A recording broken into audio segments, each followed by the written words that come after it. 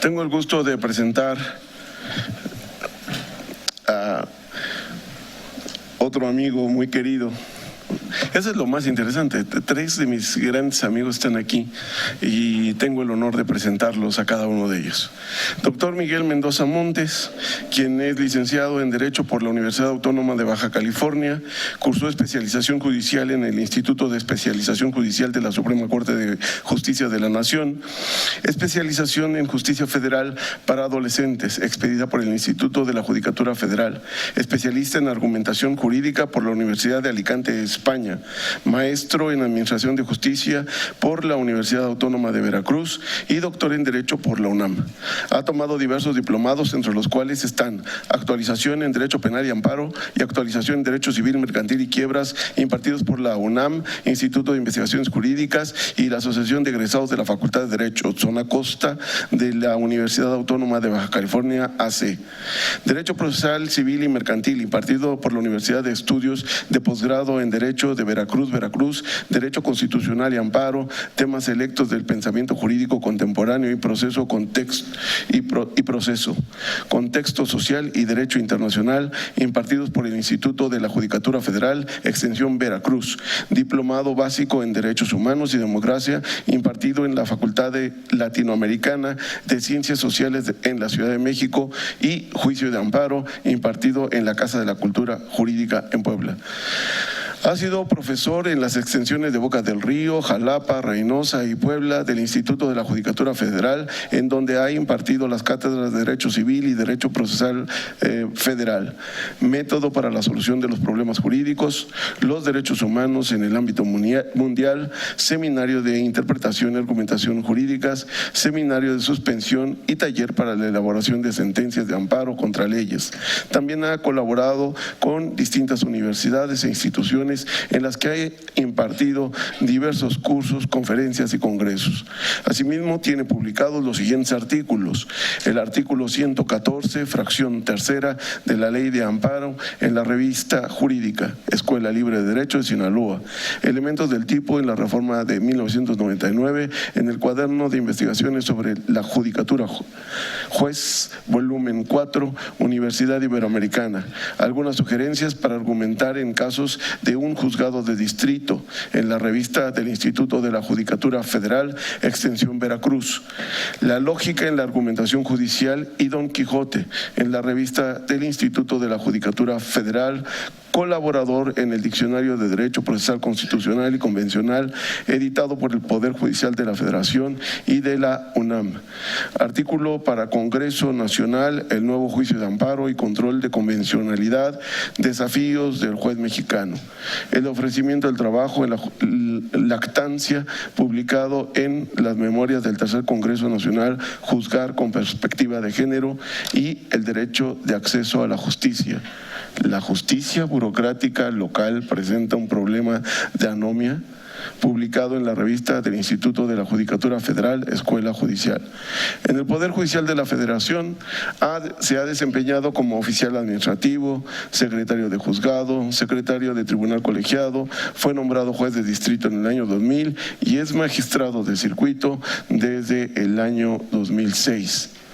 Creo que en eso tuve el gusto de conocerlo cuando era oficial secretario apenas, ¿no? Y ya era clara que iba a hacer una brillante carrera. Era el año 96 en Tijuana, cuando tuvimos nuestro primer contacto. Fue coordinador de magistrados de circuito y jueces de distrito del Sexto Circuito durante el año 2013, director de eventos de la Asociación Nacional de Magistrados de Circuito y Jueces de Distrito del Poder Judicial de la Federación, AC, así como presidente del Pleno de Circuitos de los Tribunales Colegiados en materia de trabajo del Sexto Circuito. Actualmente está adscrito al Segundo Tribunal Colegiado en materia de trabajo del Sexto Circuito. Tiene la palabra el doctor Miguel Mendoza Montes. Sí, les agradezco la presentación, la invitación que hacen a este coloquio sobre el tema de corrupción. En primer lugar, quisiera yo hacer algunas pequeñas aclaraciones. Yo hace tiempo que no estoy en un colegiado en materia penal. Estuve en algún tiempo en un centro auxiliar en donde veíamos todavía asuntos del sistema anterior y no del nuevo sistema penal acusatorio. Así es que, pues digo, si ustedes están orientando este coloquio hacia el área penal, yo lo que voy a hacer es más bien enfocarla desde un punto de vista constitucional. Creo que es importante hacer esta advertencia porque, bueno, visto que pues han tratado de profundizar en muchos temas sobre la clasificación de los delitos, que si son graves o no, o que si existe o no realmente un delito que se pueda considerar con el nombre de corrupción y cuáles serían sus elementos, quién sería el sujeto activo, quién sería el sujeto pasivo. Pero bueno, la visión que yo pretendo abordar aquí y de manera muy breve va a ser, les decía, desde un enfoque constitucional y un poco hacia el área que yo he manejado más, que es filosofía del derecho y argumentación. Yo creo que aquí el punto más importante es tener una visión muy amplia sobre cuál es el sentido y cuál es el objeto que se pretende alcanzar al limitar uno de los derechos más importantes que tenemos en nuestra Constitución, como es la libertad de las personas. La idea es que se decrete una prisión preventiva de manera oficiosa frente a hechos de corrupción en el caso de enriquecimiento ilícito y en el caso del ejercicio abusivo del servicio público. Nos podríamos preguntar de inicio qué fue lo que surgió en la mente del legislador, qué fue lo que surgió en la iniciativa, cuáles son los momentos políticos que estamos viviendo y podríamos tal vez entender que uno de los rumbos hacia los que se está perfilando la política nacional es la del combate a la corrupción. Y como resultado de este objetivo, pues evidentemente que estamos ahorita transitando frente a una serie de reformas, una reforma constitucional y tal vez, si se permite aquí en la academia, podríamos ver con un poco de mayor detenimiento, digamos con el microscopio, cuáles los componentes de esta reforma y cuáles serían los aciertos y cuáles serían los fracasos. Hay que tener en cuenta que una manera de analizar este problema de la corrupción es ver a la norma como una vía o como un medio para alcanzar ciertos fines, ¿sí? ¿Cuáles son los fines que persigue el legislador? Lo analizaron o tal vez ya lo habrán visto hasta el cansancio en esta exposición de motivos en la que se dice, bueno, es que anteriormente no se consideraban como graves los delitos de corrupción y en el nuevo sistema penal acusatorio tampoco se consideran como graves. Entonces, como hay un fuerte reclamo social para que se puedan abatir este tipo de conductas, es necesario ahora considerar que estos delitos los vamos a tener o a concebir en la ley como graves. Ahora, yo creo que sobre estas bases, la siguiente pregunta que nos tendríamos que formular por simple sentido común es si hacer graves a estos delitos va a resolver el problema de corrupción. Es decir, el legislador hizo una selección de medios, determinó que pues, la prisión preventiva era un medio a través del cual se podía cumplir con un fin. ¿Y este fin cuál es? El de abatir la corrupción. Entonces nos tenemos que preguntar, ¿ese es el medio idóneo para poder llegar a ese objetivo, para poder cumplir ese objetivo que es abatir la corrupción?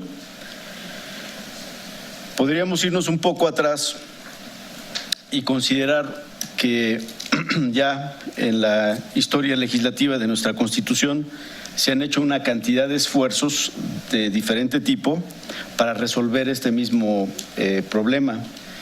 De hecho, el 27 de mayo de 2015 se creó este Sistema Nacional Anticorrupción, que también tiene como finalidad y como objetivo perseguir y prevenir los casos de corrupción. Entonces, ya el legislador había hecho uso de otros medios distintos al que ahorita estamos analizando, que podríamos ubicarlo en la prisión preventiva. Ahora, nuevamente nos interrogamos, ¿este Sistema Nacional Anticorrupción no ha cumplido sus objetivos? Es decir, ante el fracaso de este Sistema Nacional Anticorrupción, ahorita el legislador está decidiendo recrudecer algunas conductas para que se logre el fin que se ha propuesto en diferentes periodos, y nos preguntaríamos, ¿la prisión preventiva va a ser la solución? Hablando de corrupción, también podemos traer a colación que el 8 de marzo de 1999 hubo una reforma constitucional al artículo 123, apartado B, en la fracción 13. Pero esa ocasión, esa reforma estaba destinada a ciertos servidores públicos que cumplían con tareas de seguridad pública, agentes del Ministerio Público y miembros de las distintas policías del Distrito Federal, de los municipios y de los estados. Y en esa reforma del año de 1999 se creó un régimen especial a partir del cual esos empleados pues no tienen derecho a la estabilidad en el empleo, es decir, no pueden ser reincorporados o no pueden ser reinstalados en sus empleos, aun si los llegaran a despedir de manera injustificada o los llegaran a cesar. A lo más a lo que tendrían derecho sería al pago de una indemnización. Y justamente si analizamos esto desde el gran contexto, desde la gran amplitud que significa la palabra corrupción, pues lo que buscó el legislador en esos casos es justamente abatir un problema de corrupción a través del despido o del cese de funcionarios que están encargados de la seguridad pública y que buscan de algún modo, o buscaron en algún tiempo, a través de distintos medios legales, ser reinstalados. La Constitución desde entonces dice, no, existe ahora este régimen especial, a partir del cual, independientemente de cuál haya sido la razón por la que fue despedido, o incluso si fue despedido injustificadamente, o si fue cesado ilegalmente, a esa persona ya no la van a poder reincorporar ni la van a poder reinstalar en su empleo. Y esto porque digamos que en el fondo se genera algún malestar o alguna situación derivada de problemas de corrupción. Pues para deshacerse fácilmente de este tipo de empleados, la Constitución se reformó y llegó a este punto en el que pues se hizo este cambio.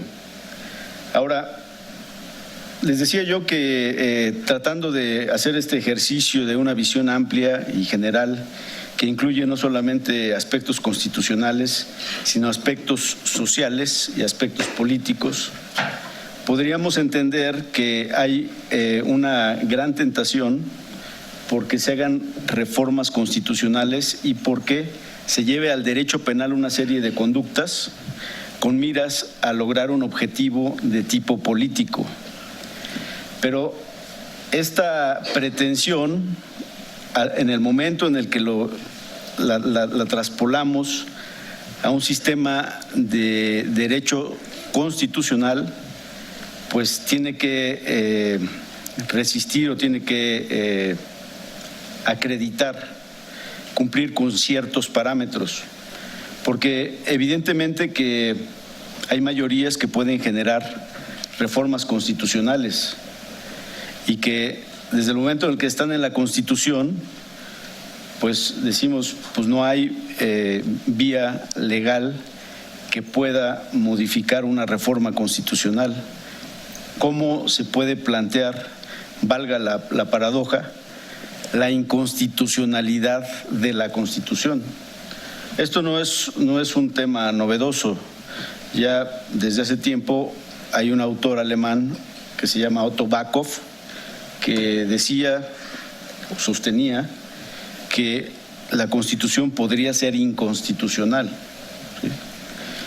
Claro, esto lo podemos nosotros entender de otra manera si consideramos que formamos parte de un sistema interamericano de protección de derechos. Y que, bueno, la Corte Interamericana de Derechos Humanos no tiene límites normativos.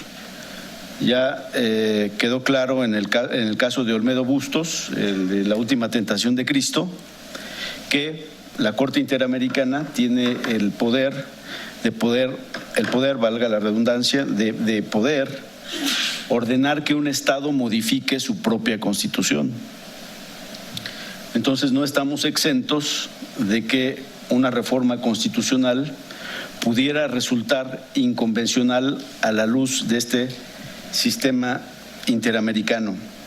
Y bueno, en esta posibilidad de considerar que puede haber una reforma constitucional e inconstitucional desde un enfoque, digamos, exterior, porque ustedes bien saben que hay una jurisprudencia de la Corte, la jurisprudencia 20 del 2014, que nos habla de las restricciones constitucionales en relación con el principio pro persona.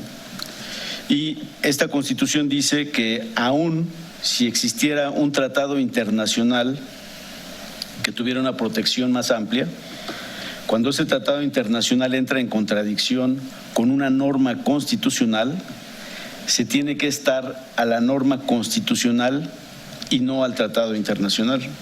Es decir, debe prevalecer la restricción constitucional y no el tratado internacional. Y aquí nos podríamos cuestionar esta reforma al artículo 19 constitucional que le ordena a los jueces a dictar de manera oficiosa una prisión preventiva frente a la comisión de esos delitos llamados ahora de corrupción, ¿podría resultar inconvencional a la luz de los tratados internacionales o no? Es una gran pregunta que yo creo que a lo mejor un poco por intuición podríamos decir, bueno, pues sí podría ser, podríamos llegar a esa conclusión y decir esa norma, como dicen coloquialmente, nació muerta. ¿Por qué? Porque tiene grandes defectos, no solo desde el punto de vista de la técnica legislativa, porque para empezar, y creo que esto lo han visto hasta ahorita ya, digamos, al cansancio, ¿cuáles son los elementos de este delito de corrupción? ¿Quién es el sujeto activo? ¿Quién es el sujeto pasivo? ¿Cuáles son las circunstancias de comisión? ¿Se requieren de elementos subjetivos específicos o no se requieren de elementos subjetivos? O sea, si filtramos todo este texto constitucional a la luz de la dogmática jurídico-penal, pues verdaderamente que quedaríamos con muy poco de esta reforma constitucional al punto de considerarla inaplicable en la vida cotidiana. Y bueno, eso podríamos hacerlo desde el enfoque del derecho penal, pero ¿qué tal si pasamos el tamiz del principio de proporcionalidad en este texto? Que habría que seguir una serie de pasos y primero analizar si esta reforma constitucional es necesaria. Podríamos analizar si esta reforma constitucional cumple con un fin constitucionalmente válido. Podríamos analizar si esta reforma constitucional es idónea y finalmente si es proporcional en sentido estricto. Aquí entenderíamos que, bueno, o sea, la reforma constitucional que pretende abatir la corrupción es necesaria porque evidentemente tenemos una serie de problemas vinculados la corrupción. Pero si hablamos de corrupción, hay que ser muy cuidadosos porque podemos decir muchas cosas sobre la corrupción. Casi sería inagotable la lista de casos o supuestos de los que podríamos decir que eso es corrupción. Entonces, realmente la corrupción que busca abatir la Constitución, ¿cuál es? Es una corrupción únicamente ceñida a servidores públicos o tendría idealmente que enfocarse hacia un aspecto más amplio. Más amplio me refiero hacia un contexto cultural, ¿sí? Hacia el desarrollo de una conciencia de respeto a la ley y a la legalidad, hacia ser en general dentro del seno de las familias, de las escuelas, de los grupos sociales, más honestos y más cumplidos en los deberes, a respetar las normas. Digo, podríamos de aquí en adelante fijar una cantidad enorme de ideas sobre qué sería lo necesario, qué sería lo idóneo.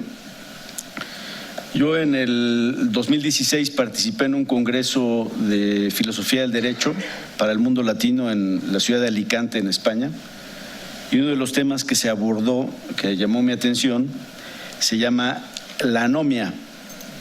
Y la anomia es un concepto de la criminología crítica traído por Merton, que realmente tiene varias acepciones. Una de ellas es un Estado sin normas o un Estado con normas que no se cumplen.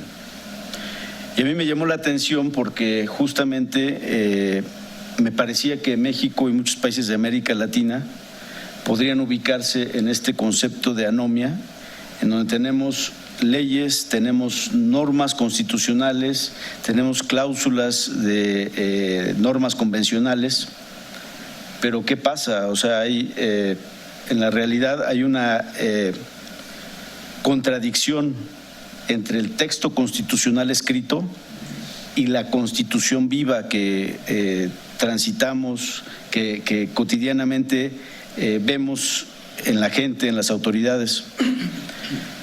Y entonces este otro concepto de corrupción podría también tener cierta vinculación con la idea de la anomia. Y bueno, este concepto de la anomia a mí me llamó la atención, no sé cómo ando de tiempo de disco. ¿Sí? 5 minutos. 5 minutos, ok.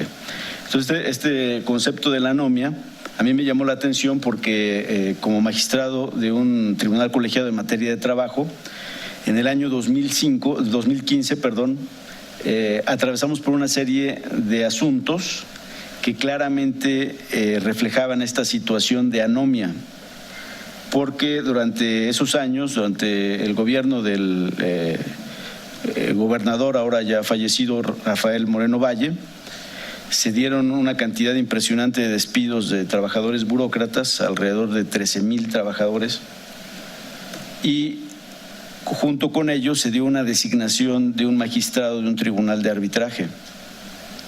Entonces a nosotros nos llegaban muchos asuntos en los que se estaban poniendo trabas para el acceso a la jurisdicción.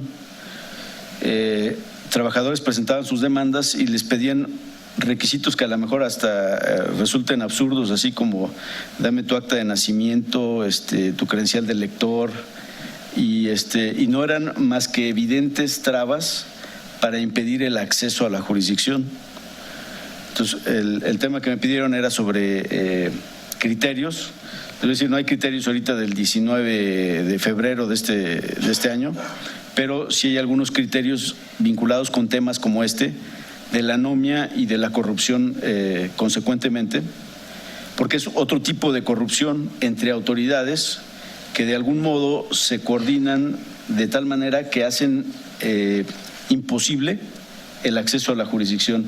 O sea, había una cantidad de amparos impresionantes en las que los trabajadores decían, ya presenté mi demanda pero no me acuerdan. Y luego me acuerdan y me dicen que tengo que acompañar mi credencial de lector. Y si ofrezco testigos, que no me los admiten porque también quieren la credencial de lector de los testigos. Y cosas así a veces que resultaban verdaderamente ridículas. Pero además había un plan perverso para que los asuntos caducaran, porque presentaban promociones y las escondían. El término de caducidad era de 45 días.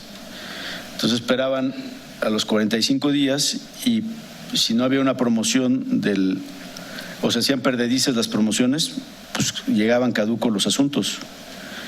Y los presentaban en amparo directo caducos con una notificación mal hecha que luego, pues como no habían planteado el incidente de nulidad, pues los amparos resultaban extemporáneos. Y bueno, finalmente todos estos trabajadores pues veían perdidos sus asuntos.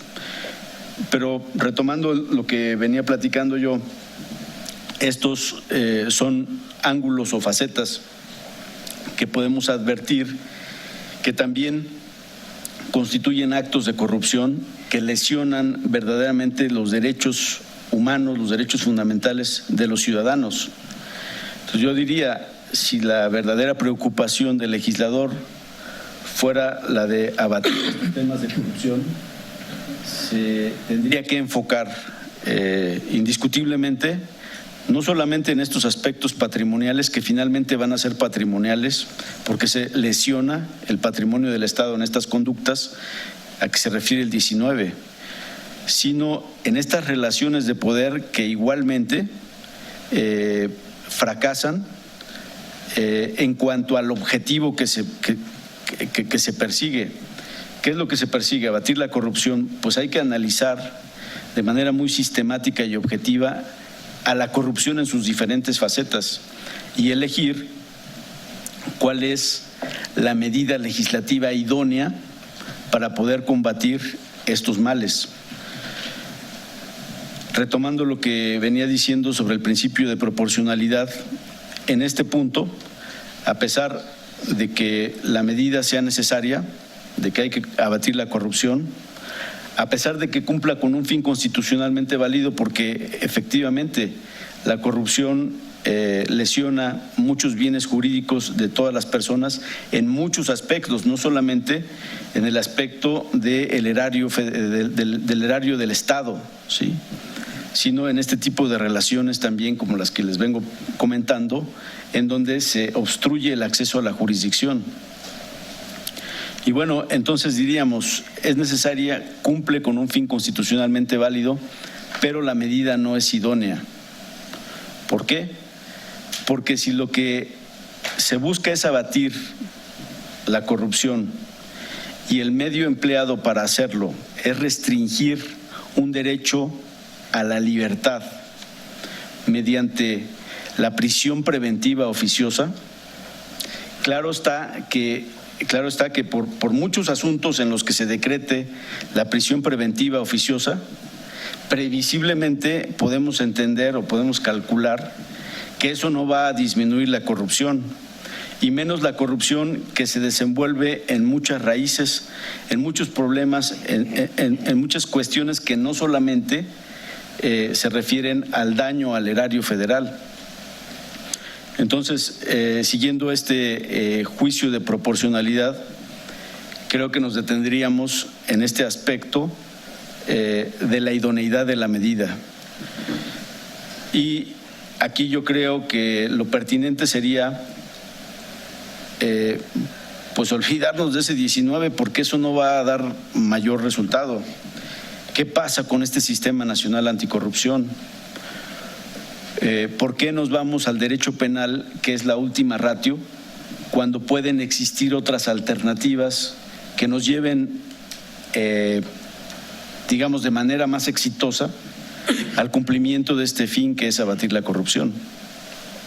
Vamos a introducir dentro de este régimen especial a más servidores públicos para que se ubiquen en el 123, fracción B, apartado 13, y se les pueda destituir inmediatamente. No van a poder reingresar a sus empleos. Y esa reforma Estamos hablando de una reforma de 1999, del 8 de marzo de 1999. ¿Por qué el legislador hizo una selección tan presurosa, tan aventurada y consideró únicamente a la prisión preventiva como el medio idóneo? Yo creo que ahí fracasa la tarea legislativa, por muy buenos propósitos que tenga, pero fracasa con este análisis de proporcionalidad. Traía algunos criterios que yo creo que no viene en el caso comentarlos, porque habla sobre unos precedentes de la primera sala que dicen que la prisión preventiva no vulnera el principio de presunción de inocencia. Yo creo que eso hay que verlo a cierta distancia. Es un precedente de la primera sala, pero yo tengo mis dudas, ¿no? Desde el punto de vista formal tal vez podríamos sostener un argumento así, pero desde el punto de vista material bastaría con que uno estuviera recluido siendo inocente para pues pensar si efectivamente se vulnera o no este principio de presunción de inocencia. Y bueno, pues con eso yo concluiría mi exposición. Sí.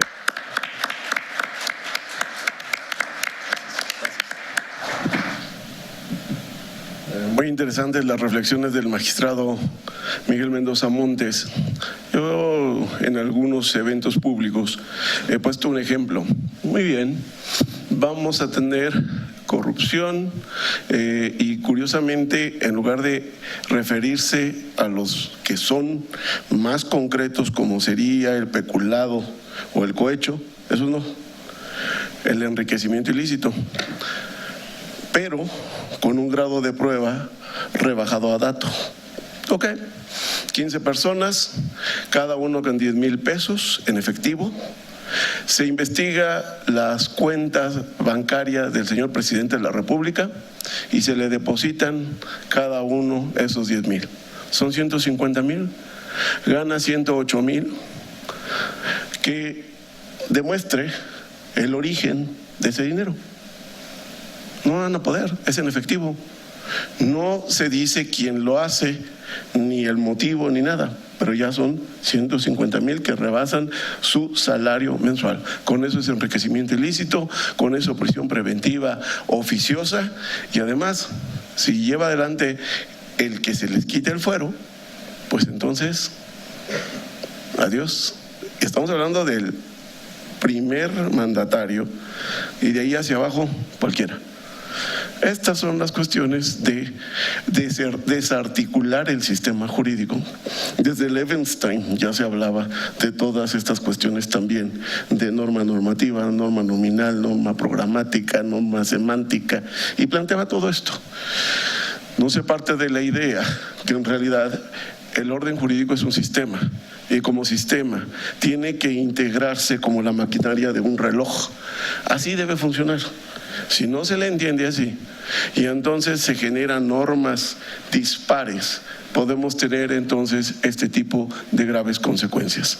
Tengo el honor de presentar ahora a Gonzalo Higinio Carrillo de León, quien es magistrado de circuito y actualmente se desempeña como titular del Cuarto Tribunal Unitario del Cuarto Circuito del Poder Judicial de la Federación, con residencia en el estado de Nuevo León,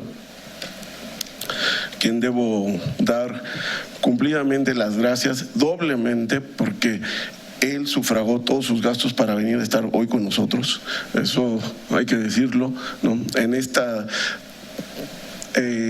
ajuste de cuentas también nosotros nos vimos muy afectados en los presupuestos que teníamos, y ahora ni siquiera tenemos la posibilidad de pagar un boleto de avión, de pagar casetas o gasolina para quienes vienen de Puebla, o el hotel ya para eso. Son efectos, ¿perdón?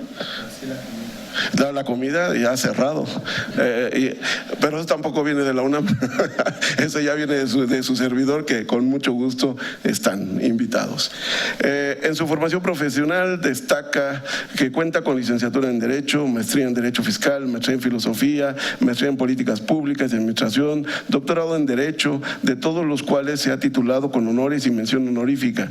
También ha cursado el posgrado en Administración de Justicia Federal en Juzgados de Distrito, posgrado en Derecho Internacional de los Derechos Humanos, posgrado en Justicia Juvenil, posgrado en Equidad de Género, posgrado internacional en Sistemas Penales Acusatorios en Iberoamérica, posgrado en Derecho Comparado en materia penal, diplomado en Ciencias Políticas, diplomado en Derecho Constitucional, Amparo y diplomado en Argumentación Jurídica, experto en intervención con mujeres víctimas de violencia de género y posgrado en Protección Supranacional de los Derechos Humanos. Los estudios que antecede los cursó en las siguientes instituciones académicas: Universidad Autónoma de Tamaulipas, Universidad Iberoamericana, Universidad Nacional Autónoma de México, Universidad de Anáhuac, Instituto de la Judicatura Federal, Escuela Judicial, The Fletcher School, Tufts University de Boston, Massachusetts, Universidad Católica de Chile, Universidad Externado de Colombia, Academia de la Magistratura de la República de Perú, Universidad Pompeu Fabra en Cataluña, España, Euroinnova, Formación Internacional Business School de Granada, España, Seminario Juan Calvino de México, Distrito Federal, Colegio de Tamaulipas, Universidad de Salamanca en España, diplomado en Argumentación Jurídica de la Universidad de Alicante, España, en coordinación con la Escuela Judicial del Poder Judicial de la Federación y el Centro de Excelencia Jean Monnet, actualmente Centro de Investigaciones Rights and Science de la Universidad de Perugia, Italia. Durante su trayectoria profesional ha ocupado los cargos de actuario, secretario relator y secretario de acuerdos de diversas salas del Supremo Tribunal de Justicia del Estado de Tamaulipas, juez de primera instancia del ramo civil del primer distrito judicial del Estado de Tamaulipas, asesor jurídico de la 55 legislatura del Congreso del Estado de Tamaulipas y asesor jurídico de Derechos Humanos del Poder Ejecutivo del Estado de Tamaulipas. En el ámbito federal ha fungido como secretario del primer tribunal colegiado del 19º Circuito del Poder Judicial de la Federación, secretario técnico de la Secretaría Ejecutiva de Carrera Judicial, adscripción y creación de nuevos órganos del Consejo de la Judicatura Federal. En el año 2003 fue designado juez de distrito y estuvo adscrito al Juzgado Primero de Distrito con residencia en el Estado de Tamaulipas hasta el año 2010, en que fue designado magistrado de circuito, cargo que ha desempeñado en el segundo tribunal colegiado en materia civil y administrativa del 19º Circuito con residencia en Tamaulipas, en el primer tribunal unitario del cuarto circuito con residencia en Monterrey, Nuevo León, y actualmente en el cuarto tribunal unitario del mencionado circuito y sede. En el año 2011, la Suprema Corte de Justicia de la Nación lo designó delegado para el Estado de Tamaulipas del Instituto de Investigaciones Jurisprudenciales y de Promoción y Difusión de la Ética Judicial de ese alto tribunal constitucional. Asimismo, en el año 2014 fue designado por el Consejo de la Judicatura Federal como coordinador del Instituto de la Judicatura Federal, extensión Tamaulipas. En el terreno académico, desde 1989, se ha desempeñado como catedrático de diversas universidades del país, entre las que destacan la UNAM, la Universidad de Guanajuato, la Universidad Autónoma de Tamaulipas, la Universidad de Anáhuac, Campus Tampico, la Universidad La Salle, Campus Victoria, el Instituto Superior de Ciencias Penales, Campus Baja California Norte, en la Escuela Libre de Derecho de Monterrey, Nuevo León. Ha colaborado como conferencista invitado en la Facultad de Derecho de la Universidad Autónoma de Chiapas, con sede en San Cristóbal de las Casas, la Escuela de Derecho de la Universidad Autónoma de Sinaloa, Campus Guasave y Campus Culiacán, la Facultad de Derecho de la Universidad de Yucatán, la Universidad Metropolitana de Monterrey, la Universidad Autónoma de Nuevo León, la Universidad Regiomontana, la Universidad Valle del Bravo, Campus Matamoros y Reynosa, la Universidad Cristóbal Colón de Veracruz y la Universidad Autónoma de San Luis Potosí. Estas últimas dentro de los convenios de colaboración celebrados con las Casas de la Cultura Jurídica de la Suprema Corte de Justicia Justicia de la Nación. Ha sido catedrático y conferencista en las mencionadas Casas de la Cultura Jurídica en más de 25 estados de la República y del Instituto de la Judicatura Federal en su sede central, Ciudad de México, y en sus extensiones de Ciudad Victoria, Reynosa, Tamaulipas, Monterrey y Nuevo León. También ha sido conferencista de múltiples instituciones y dependencias federales, militares, estatales y municipales, y barras y colegios de abogados y notarios de diversas ciudades del país. En el ámbito internacional también ha sido conferencista en la hermana República de Chile. Ha sido conductor del programa de televisión Justicia a tu alcance, Mitos y Realidades, que se transmitió en la barra programática del canal judicial de televisión de la Suprema Corte de Justicia de la Nación como un aspecto de difusión de la Asociación Nacional de Magistrados de Circuito y Jueces de Distrito del Poder Judicial de la Federación.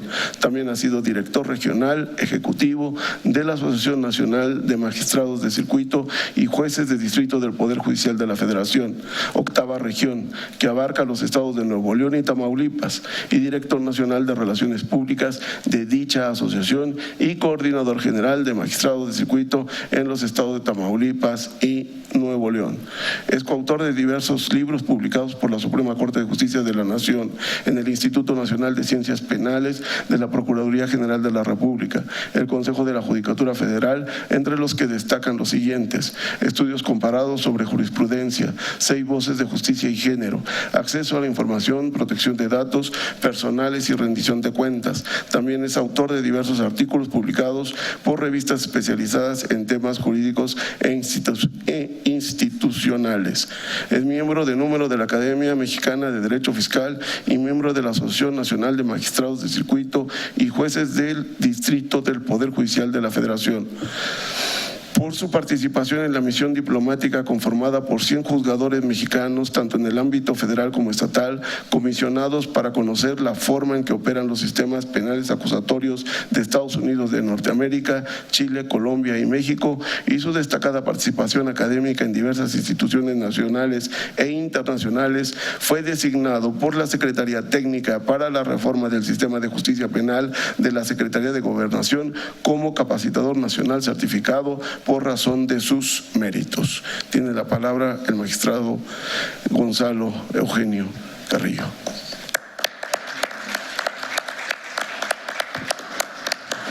Muchas gracias, doctor. Muchas gracias en verdad al Instituto de Investigaciones Jurídicas de la Universidad Nacional Autónoma de México y muy particularmente a nuestro gran amigo el doctor Enrique Díaz Aranda por invitarnos a este maravilloso coloquio en donde se han venido atendiendo los temas de corrupción y las reformas que se han venido suscitando en los últimos tiempos para abatirla. Me distingue mucho, la verdad, estar en esta mesa con 2 grandes amigos, 2 grandes juristas, 2 grandes magistrados extraordinarios con los que cuenta el Poder Judicial de la Federación. La verdad, reconozco en ellos personajes verdaderamente muy valiosos y por eso me da mucho gusto poderlos saludar con motivo de este pretexto de venir aquí al instituto.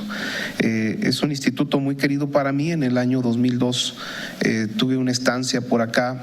En aquel entonces cursábamos una especialidad en Administración de Justicia para poder ser jueces de distrito. Era un requisito para poder acceder a la categoría de juez de distrito, realizar un curso de 1 año en la Escuela Judicial.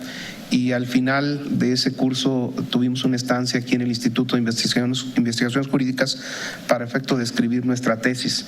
Fue verdaderamente muy grato poder todavía compartir vivencias extraordinarias, por ejemplo, con don Héctor Fixamudio, muy querido por todos nosotros.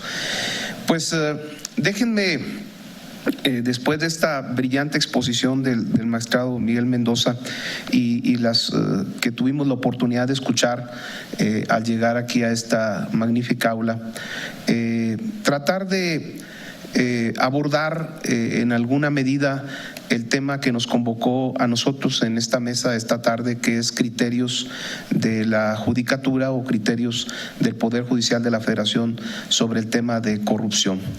De entrada, no es un tema nuevo hablar de corrupción en México, triste y lamentablemente así lo es. Ya desde los años 82, 83, después de aquella campaña de don Miguel de la Madrid Hurtado, que en un recorrido por todo el país país recogió un sentir social clamoroso en repudio a los actos de corrupción, y después de aquella frase que fue uno de los estandartes de su campaña, la renovación moral de la sociedad, recordarán ustedes que vinieron reformas muy importantes tanto al texto constitucional como a las leyes secundarias, precisamente para efecto de fortalecer el sistema de responsabilidades de los servidores públicos. Esta reforma al título cuarto de la Constitución en 1983, que trajo como consecuencia establecer constitucionalmente estos 4 ejes de responsabilidades de los servidores públicos, una de ellas la responsabilidad política, otra de ellas la responsabilidad penal, otra de ellas la responsabilidad administrativa y la responsabilidad civil. Me parece que vino a presentar un escenario en aquel entonces muy promisorio de que los actos de corrupción cometidos por los servidores públicos no habrían de quedar impunes. Años después, muchos años después, igual se reforma el texto constitucional, en particular el artículo 113, para instituir la responsabilidad patrimonial del Estado como otro de los ejes de responsabilidad. Algo muy importante que ocurrió con motivo de aquella reforma fue la institucionalización de la expresión servidor público. Y esto para ese tiempo fue verdaderamente valioso, porque había una gran confusión acerca de qué entender por funcionario público y qué entender por empleado de la federación, de los poderes o de los estados o municipios, lo cual traía como consecuencia verdaderamente un estado de impunidad, porque a la hora de ejercer en el ámbito de la responsabilidad, las rendiciones de cuentas, pues cada quien se escudaba en lo que más le convenía. Fue intención del poder reformador de la Constitución en aquel entonces definir con mucha claridad qué debe entenderse por la expresión servidor público, y ya desde entonces textualmente se instituyó en los artículos 108, 109 de la Constitución que es servidor público toda persona que desempeña un empleo, un cargo, una comisión de cualquier naturaleza en la administración pública federal, centralizada, organismos descentralizados, empresas de participación estatal mayoritaria, organizaciones y sociedades asimiladas a estas, fideicomisos públicos, empresas productivas del Estado, órganos constitucionales autónomos, Congreso de la Unión y Poder Judicial Federal, e inclusive, esta fue la gran sorpresa, cualquier persona que maneje recursos federales. Aparejado a esta gran reforma constitucional, como ustedes también lo recordarán y lo saben, vinieron reformas al Código Penal Federal, a los códigos penales de los estados, vinieron reformas importantes al sistema de responsabilidades administrativas de los servidores públicos, se instituyeron nuevas leyes tanto en el ámbito federal como en el ámbito de los estados. Y desde luego el surgimiento de dependencias e instancias de control, fiscalización y sancionadoras.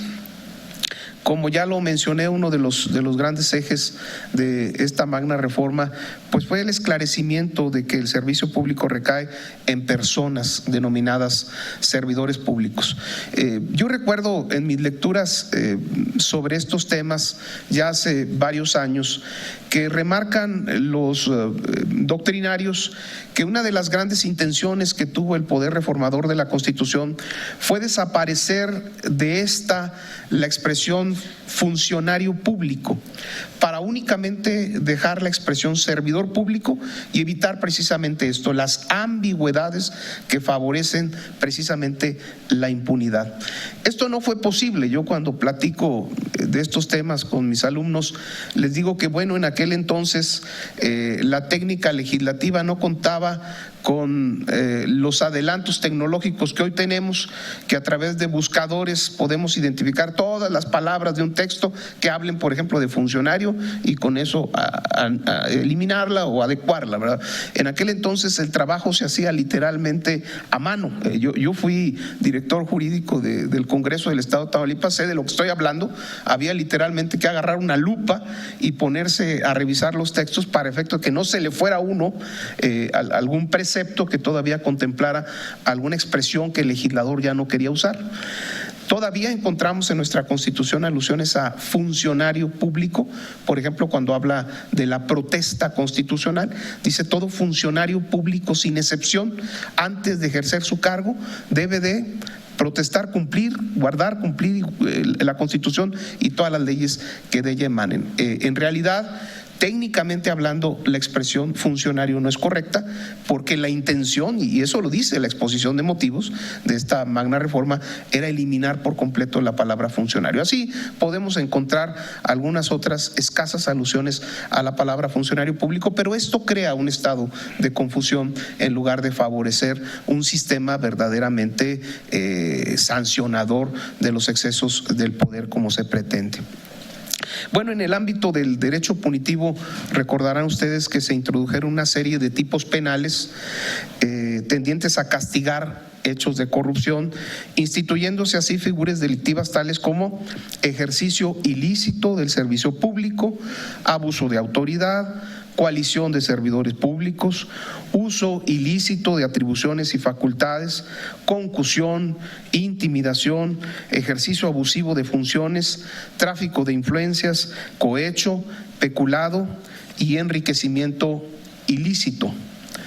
En todos los que fuimos testigos de esas reformas, causó una gran impresión saber que todo ejercicio indebido del servicio público no solamente traería consecuencias en el ámbito administrativo a través del sistema sancionador a los servidores públicos, sino también tendría consecuencias punitivas. Y en verdad que nos generó una gran expectación, porque pensamos que a través de los remedios penales se iba a lograr abatir en gran medida la corrupción en México. No es así, no fue así.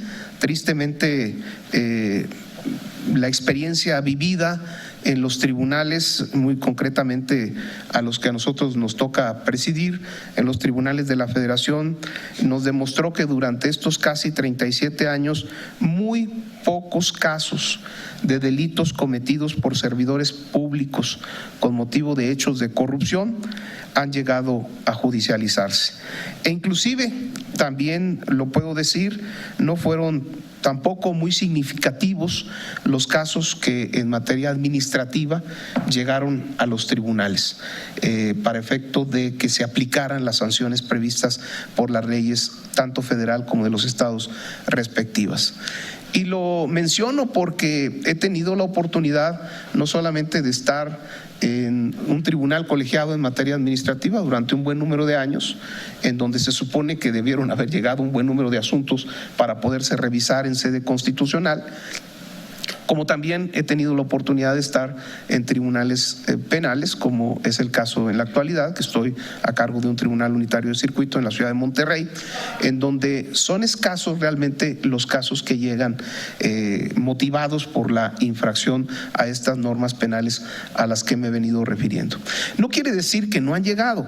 Desde luego que han llegado casos a los tribunales, han llegado inclusive casos a la sede constitucional. Yo como juez de distrito me tocó instruir procedimientos penales contra sobre todo delegados de dependencias federales por el uso indebido de jets, de aviones, de la dependencia para prestarlas a otros funcionarios o hasta partidos políticos. Un caso muy frecuente que se daba en los juzgados de distrito era a los subdelegados del ISSSTE o los directores de las farmacias del ISSSTE. Era un verdadero caos financiero y económico bajo el cual operaban las farmacias del ISSSTE, y era verdaderamente difícil poder sancionar las conductas de a quienes se atribuía, porque de entrada ni siquiera habían balances para poder determinar qué es lo que realmente existía cuando entraba el servidor público a la dirección de la farmacia farmacia y qué es lo que realmente ya no había cuando se le separaba del cargo y se le quería seguir un procedimiento punitivo en su contra. En fin, creo que casos los hemos tenido y podemos hablar mucho de ellos, pero no han sido el número de casos que quisiéramos haber visto en estos 37 años para efecto de evidenciar si realmente sirvió para algo esa reforma constitucional de 1983 al título cuarto de la Constitución y la creación de todos estos tipos penales de los que venimos hablando. ¿Qué fue lo que ocurrió? Pues esta es una pregunta muy apropiada para despejarse en un coloquio como el que estamos participando, pero me parece que no es a nosotros, a los magistrados, a los jueces, a los que nos corresponde despejar esa incógnita de entrada, porque muy a diferencia de lo que se dice, si son pocos los casos que se judicializan, si son pocos los casos que llegan a la instancia constitucional, pues entonces no ha sido un problema de la judicatura el hecho de que muchas conductas de corrupción hayan quedado en la impunidad. Y esto habría que ver entonces a quién se le puede atribuir y no necesariamente a la judicatura. Y lo digo con mucho respeto y con mucha responsabilidad, desde luego. Por lo pronto, lo que sí nos atañe a esta mesa es abordar el tema al cual fuimos convocados, que es cuáles han sido los criterios que ha tenido o que ha manejado el Poder Judicial de la Federación en estos delitos motivados por hechos de corrupción. Yo convengo con los panelistas que nos antecedieron en las mesas pasadas en el sentido de que no existe un delito de corrupción, y eso hay que decirlo con mucha claridad, porque esto puede traer confusión. Y puede traer confusión sobre todo a la sociedad, que es a quien se dirigen los mensajes políticos cuando se instituyen nuevas figuras delictivas y se enarbolan como un pretexto de que algo se pretende hacer para combatir los hechos de corrupción. Lo que sí creo que existe, y estoy convencido de ello, es delitos que se motivan por hechos de corrupción. Es decir, yo sí creo que existen tipos penales que justamente lo que hacen es tipificar conductas de parte de servidores públicos y en la actualidad hasta de empresas particulares y de personas privadas con motivo de hechos de corrupción que ameritan la intervención del derecho represor, del derecho punitivo. Pero hay que remarcarlo, como ya se ha hecho en otros momentos de estas mesas, no existe como tal el delito de corrupción. Todo esto sobre todo por el lenguaje mediático que a veces se maneja, que puede confundir a la sociedad, pero un foro jurídico tan especializado como el que aquí se encuentra, pues por supuesto que no nos puede ni nos debe confundir, porque eso traería consecuencias devastadoras. Por la relevancia de lo que hoy integra el artículo 19 constitucional en su catálogo de delitos que ameritan medida cautelar de prisión preventiva oficiosa, hay dos de ellos de esta lista que mencionamos, una lista algo larga de tipos penales relativos a hechos de corrupción. Por la relevancia que hoy tiene esta reforma constitucional, pues solamente nos ocuparemos de dos de ellos, y yo muy en concreto solamente de uno de ellos, que es el delito de enriquecimiento ilícito. Un delito que me parece que por la forma de su comisión y desde luego por el impacto que este trae a las finanzas públicas mexicanas, por el impacto que este trae a la sociedad, me parece que es uno de los delitos más sensibles que se cometen con motivo de hechos de corrupción. Dispone el artículo 224 del Código Penal Federal que se sancionará a quien con motivo de su empleo, cargo o comisión en el servicio público haya incurrido en enriquecimiento ilícito. Y por cierto, se ocupa el legislador de definir: existe enriquecimiento ilícito cuando el servidor público no pudiere acreditar el legítimo aumento de su patrimonio o la legítima procedencia de los bienes a su nombre o de aquellos respecto de los cuales se conduzca como dueño.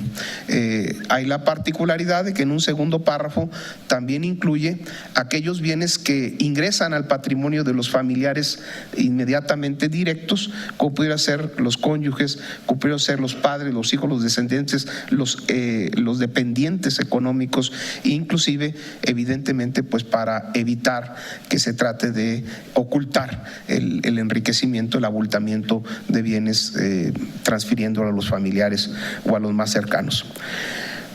Insisto, me parece que este es uno de los delitos por hechos de corrupción más sensibles socialmente hablando, dado que no se justifica que un servidor público vea incrementado su patrimonio de una manera escandalosa y que desde luego no es compatible con los ingresos que oficialmente se supone que percibió. El Pleno de la Suprema Corte de Justicia de la Nación en torno a este delito ha emitido algunas consideraciones que yo quisiera compartir con ustedes en los minutos que me restan, como una forma de evidenciar cuál ha sido el criterio que ha tenido el Poder Judicial de la Federación, al menos por lo que a este delito se refiere, que hoy en día ameritaría medida cautelar de prisión preventiva oficiosa. De entrada, dice el Pleno de la Corte, los servidores públicos tenemos a nuestro cargo una serie de obligaciones tendientes a asegurar a los gobernados que la labor que desempeñamos dentro de la administración pública sea realizada de manera honrada y proba. Eso es una reflexión que hace el Pleno de la Corte como un prolegómeno antes de analizar el tipo penal que nos ocupa. Consecuentemente, dice el Pleno de la Corte, se debe evitar que los cargos públicos sean ilegítimamente utilizados como medios para la obtención de riquezas personales, más allá de las que son producto de una contraprestación laboral.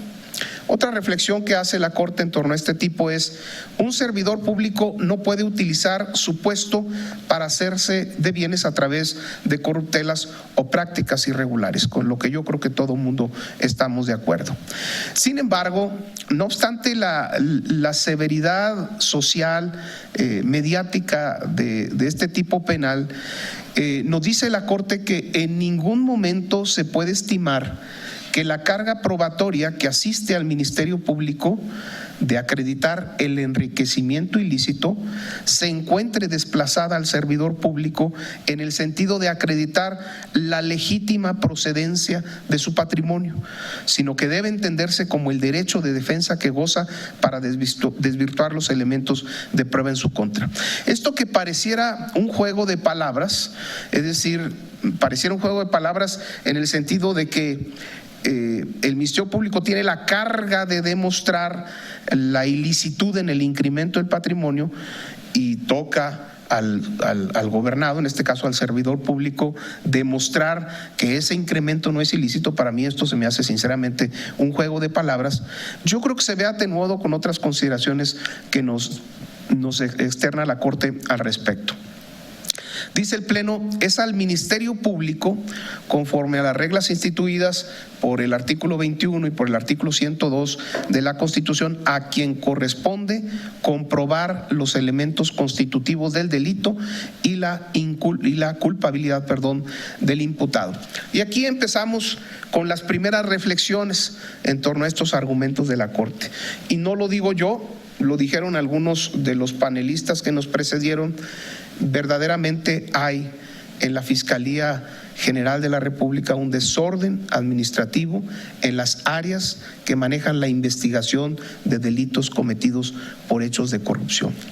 Si bajo la consideración de la Corte es al Ministerio Público a quien le corresponde la carga de la prueba, y tenemos un estado de cosas en donde no vemos un Ministerio Público suficientemente técnico, suficientemente proactivo a la hora de investigar, pues entonces aquí nos vamos a enfrentar con un problema.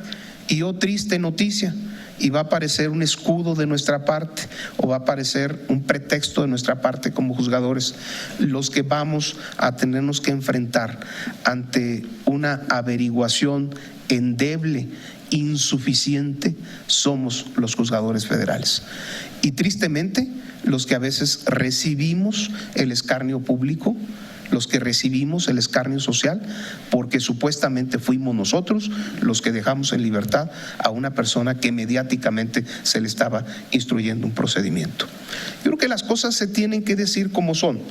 Si realmente hay una intención renovada en esta administración pública, por eso traje a colación la reforma del 82, porque no es nuevo hacer algo constitucionalmente hablando y legalmente hablando para instituir instituciones que realmente sean severas con los hechos de corrupción. No es algo nuevo, nada más que la reflexión es, a 37 años de distancia, ¿realmente se reportaron casos ejemplares que evitaran la corrupción? ¿O lejos de ello se incrementó y se acrecentó a grados insospechados?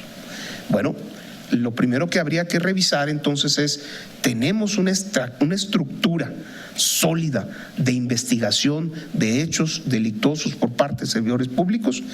Ojalá que con motivo de estas reformas llegue una fiscalía especializada, fuerte, suficientemente armada, con dientes, como se dijo en alguna de las mesas pasadas, para efecto de que pueda reportar beneficios.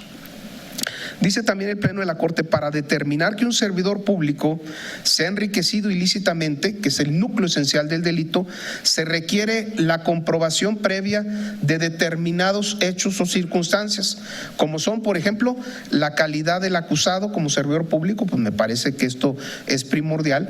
No podemos ir en contra de un servidor público si no está demostrado que es servidor público. Permítanme decirles que yo, como juez de distrito, tuve casos en donde ni siquiera estaba demostrado que el sujeto imputado, el sujeto pasivo, fuera realmente un servidor público. Ya no podemos avanzar más.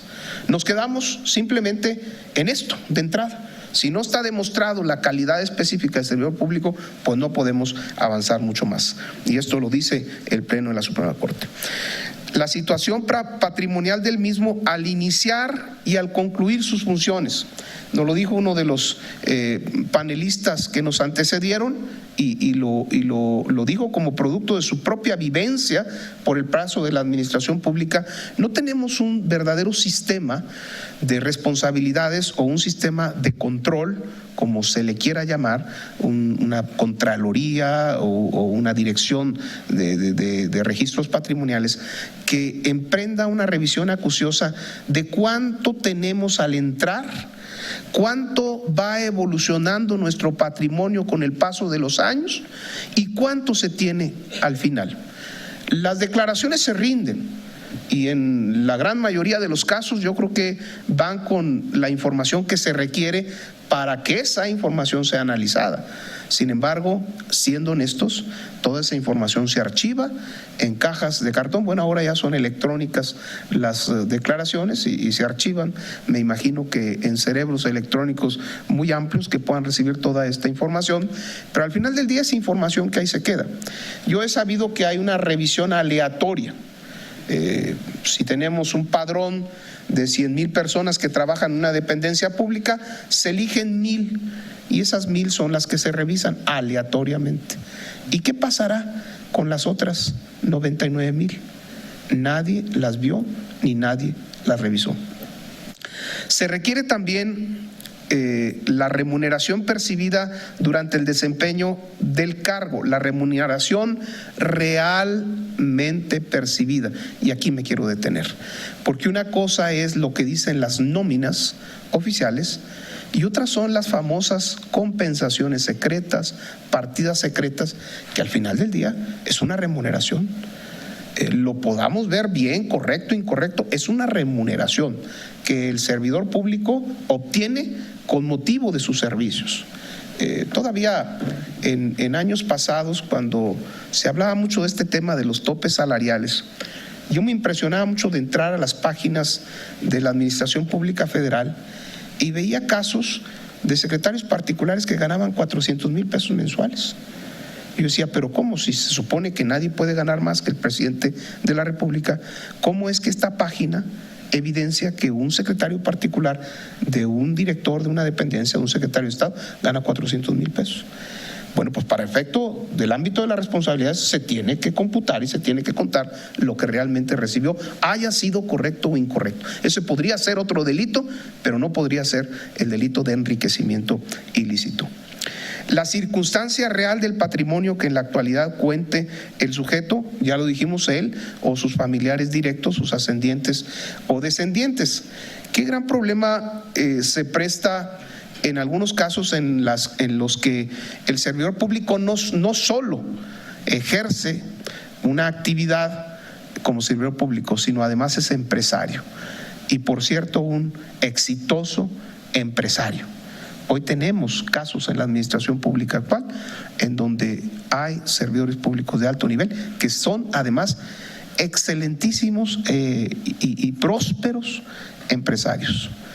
¿Cómo le va a hacer el Ministerio Público para poder determinar cuánto de lo que realmente tiene es producto del servicio público y cuánto de lo que realmente tiene es producto de su actividad empresarial?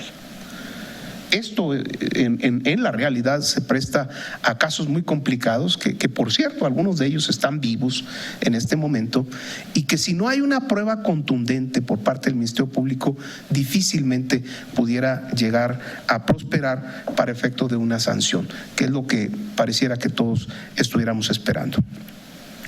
Dice la Corte, estos hechos y circunstancias concatenados entre sí entonces generarían la presunción juris tantum de que el sujeto activo se ha enriquecido de manera ilícita, lo que constituye, bueno, este es un lenguaje muy ad hoc del sistema tradicional en materia penal, la famosa prueba circunstancial, y que en todo caso pudieran ser desvirtuadas por parte del servidor público cuando obran en su contra.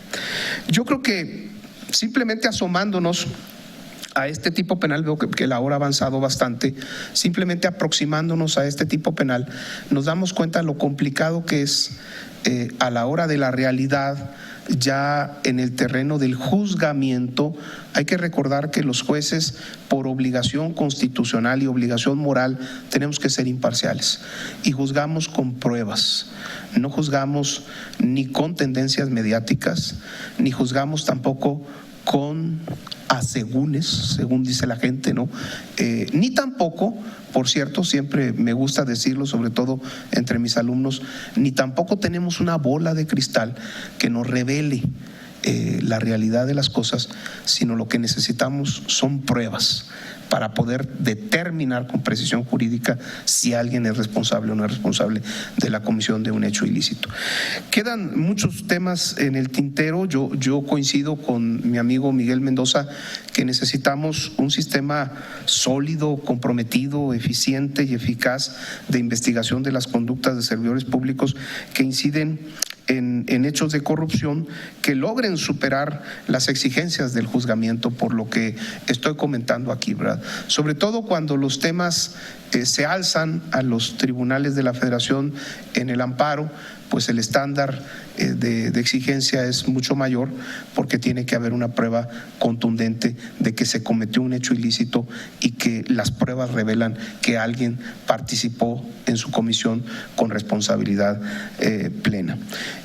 Como última reflexión, yo diría, realmente incluyendo en el catálogo constitucional de delitos de prisión preventiva oficiosa, ¿se mejorará el estado de impunidad que hemos vivido si solamente se agregaron 2 tipos penales? Uno de ellos, por ejemplo, por pagar de más o recibir de más emolumentos de los que recibe el presidente de la República. Ahí termina el gran problema de corrupción de México. Eso lo dejo a la reflexión. Muchas gracias.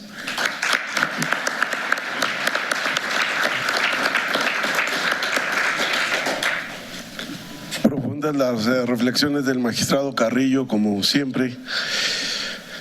Tenemos que tener mucho cuidado, porque este tipo de demagogias llevada a reforma constitucional pueden tener efectos bastante graves y que se pueden prestar también a vendetas políticas. Recuerden ustedes, por ejemplo, en el caso de Greg Sánchez, no llegó a ser gobernador de Quintana Roo y era precisamente empresario. Y había hecho un trabajo extraordinario en Cancún. ¿Y cómo lo frenaron? Con este tipo de cosas. Así lo frenaron.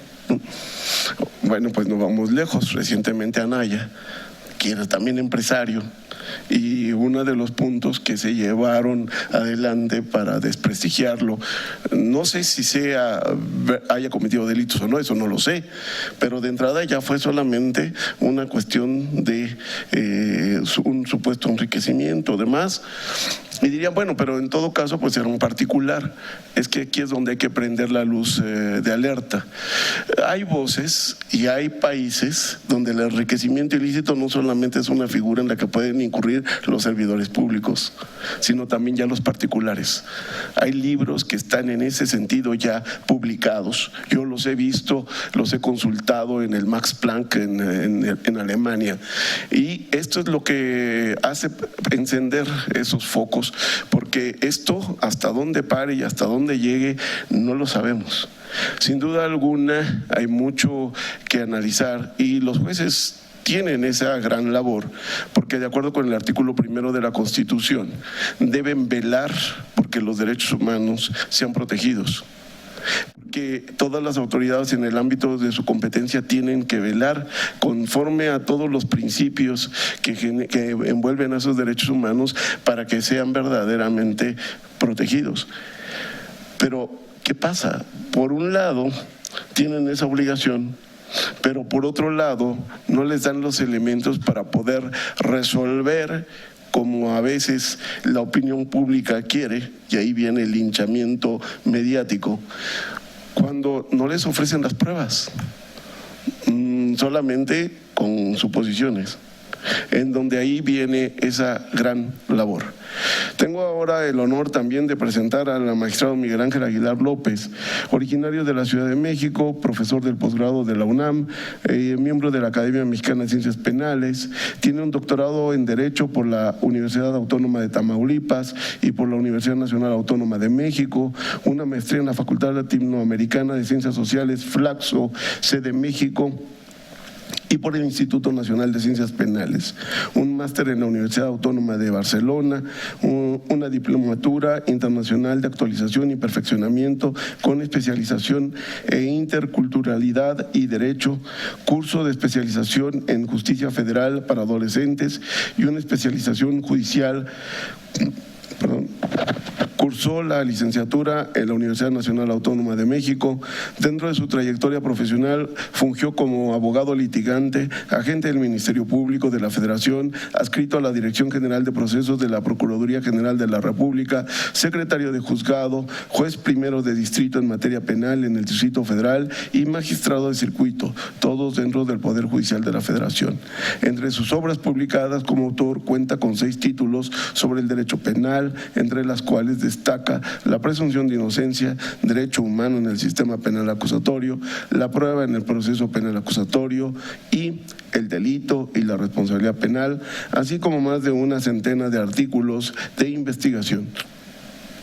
Ha sido profesor investigador universitario y de posgrado por más de 30 años. Además de impartir cursos y ponencias en el extranjero y en México, destaca la Suprema Corte de Justicia de la Nación, el Instituto de la Judicatura Federal, el Instituto de la Defensoría Pública, el Tribunal Electoral del Poder Judicial de la Federación, el Instituto Nacional de Ciencias Penales de la Procuraduría General de la República, el Instituto Jibo como profesor fundador y en diversas instituciones públicas y privadas. Tiene la voz el magistrado Miguel Ángel Aguilar López. En primer lugar, aprecio que por la hora estén acompañándonos, que me acompañen en esta disertación. Agradezco a Enrique Díaz Aranda la invitación y la preocupación por presentar temas de una inmensa actualidad en el mundo de la sociedad jurídica mexicana. Aprecio a los compañeros Miguel Montes y Gonzalo Higinio, verdaderamente magistrados muy significativos en el Poder Judicial de la Federación. Escuchaba con mucha atención las exposiciones de mis compañeros, muy profundas y muy reflexivas. Y me preguntaba, y les pregunto a ustedes, ¿qué sucedería si el Ministerio Público formula imputación en una audiencia de control o en un pliego de consignación? Estamos en la transición de 2 sistemas por el innominado delito de corrupción, así diría él, por el delito de corrupción previsto y sancionado en el artículo 212 o en el 214, en el 217, pues en cualquier disposición legal. Ya me imagino a la defensa que diría que es atípica la conducta, ¿verdad? Porque no hay delito de corrupción, es lo que podrían sostener. ¿Y qué diría el fiscal? ¿Y qué resolvería el juzgador? Es un tema interesante. Nunca termino de reflexionar en las últimas exposiciones, en las últimas fechas me pregunto, ¿y cuál fue la intención, Miguel Ángel, de estudiar Derecho? ¿Por qué quisiste estudiar Derecho? Los médicos atienden a los pacientes, dan tratamientos, previenen, tratan de curar enfermedades. Y los ingenieros hacen puentes, carreteras. ¿Y tú qué onda? O sea, para hacer actos de corrupción, transar, corromper jueces, magistrados, ministerios públicos. Pues qué interesante, ¿no? Recuerdo las primeras clases en la Facultad de Derecho, un extraordinario profesor de Introducción al Estudio del Derecho, que a mí me cuestionó mucho en la vida con los años, haber estudiado Introducción al Estudio del Derecho con el profesor Eduardo García Maynard. Yo ahora sé y he leído más de 20 libros de Introducción al Estudio del Derecho y dije, ¿cómo no empecé al revés? Mejor a don Eduardo al final y no al principio. Hubiera sido interesante por una posición pues, enmarcada justnaturalista, que yo la veía más justpositivista y me confundía en muchos contextos, no obstante que tenía una formación totalmente filosófica. Yo quería estudiar filosofía y no pierdo la aspiración de terminar mi carrera de filosofía. Y aprendí muy rápido que quien estudia Derecho únicamente va a aprender hermenéutica. No aprende otra cosa.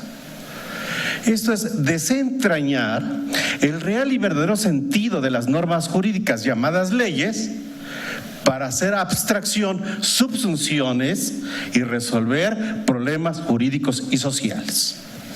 Y no más. Por eso el ámbito del derecho es un ámbito restringido. Ni es político, ni es económico. Sí tiene un lenguaje social, mucho filosófico. Pero habría que marcar las canchas del juego. Por eso en el imaginario digo, ¿y qué tal si le llamaba por el delito y los 3 patitos previstos y sancionados en tal precepto legal?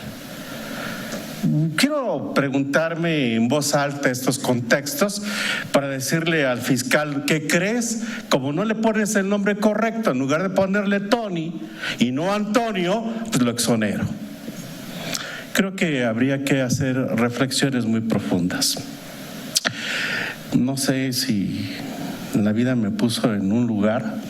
Siempre dice que te pone en un lugar y en un tiempo determinado, y a veces en el equivocado, no el equivocado. Me tocó resolver el asunto de un hermano de un presidente por el delito de enriquecimiento ilícito. Mi amigo, que acaba de fallecer y lo extraño mucho, y su defensor nos señalaba que este ilícito requiere un requisito de procedencia o procedibilidad, que haya una determinación en índole administrativa que determine que el servidor público incurrió en una responsabilidad. ¿Qué tema tan interesante? Lo acabo de resolver en un último asunto de un funcionario de la Comisión Federal de Electricidad que resolví hace 2 años y que el colegiado acaba de resolver hace 2 semanas. Siguió haciendo el mismo argumento.